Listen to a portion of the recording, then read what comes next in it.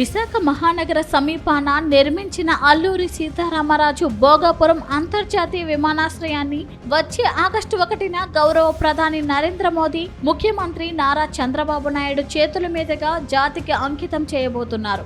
ఏటా సుమారు 60 లక్షల మంది ప్రయాణికుల సామర్థ్యంతో రూపుదిద్దుకున్న ఈ అంతర్జాతీయ విమానాశ్రయానికి ఇప్పటికే DGCA నుంచి అధికారికంగా ఏరోడ్రోమ్ లైసెన్స్ కూడా మంజూరైంది. ఇది నిస్సందేహంగా ఆంధ్రప్రదేశ్ కు, ముఖ్యంగా ఉత్తరాంధ్ర ప్రజలకు గర్వకారణమని చెప్పాలి.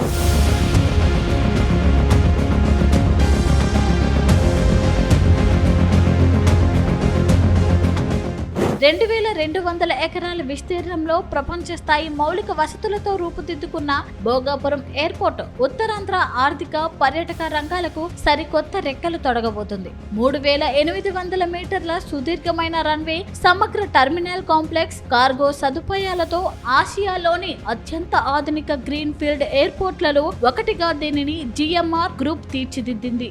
ఇప్పటికే ఎయిర్ ఇండియా విమానంతో ల్యాండింగ్ ట్రయల్స్ కూడా విజయవంతమయ్యాయి. BCAS కస్టమ్స్, ఇమ్మిగ్రేషన్ అనుమతులన్నీ లభించడంతో ఆగస్టు 1న గ్రాండ్ ఆరంభానికి అన్ని ఏర్పాట్లు పూర్తవుతున్నాయి.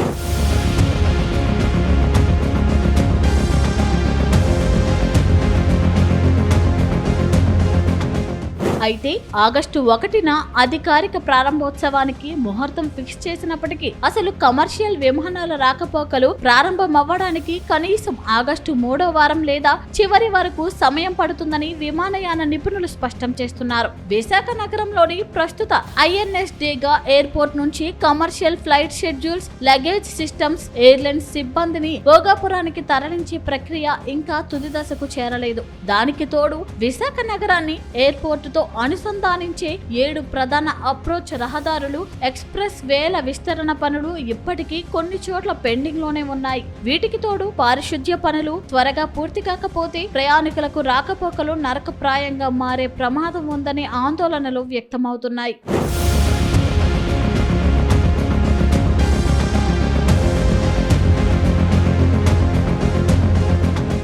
ప్రారంభోత్సవాల తొందరపాటు కోసం అరకొర వసతులతోనే విమానాశ్రయాన్ని ప్రారంభించేస్తే మొదటి రోజు నుంచి సాధారణ ప్రయాణికులు తీవ్ర ఇబ్బందులు పడాల్సి వస్తుంది. ఎయిర్పోర్ట్ లోపల రన్వే సిద్ధంగా ఉన్న వెలుపల రవాణా, కనెక్టివిటీ, రోడ్లు, ప్రయాణికుల భద్రత వంటి అంశాలపై అధికారులు దృష్టి సారించాల్సి ఉంది. రాష్ట్రానికే గర్వకారణమైన భోగాపురం ఇంటర్నేషనల్ ఎయిర్పోర్ట్ సేవలు ప్రయాణికులకు సంపూర్ణంగా సురక్షితంగా అందాలన్నది అందరి ఆకాంక్ష. అందుకే అధికార యంత్రాంగం తక్షణమే స్పందించాలి. ఆగస్టు 1న ముందస్తు సాంకేతిక ప్రారంభోత్సవం చేసిన పెండింగ్ లో ఉన్న అనుసంధాన రహదారుల నిర్మాణంతో పాటు మిగిలిన పనులన్నీ పూర్తి చేసి ప్రయాణికులకు ఎటువంటి ఇబ్బందులు కలగకుండా చూడాలని నగరవాసులు కోరుతున్నారు.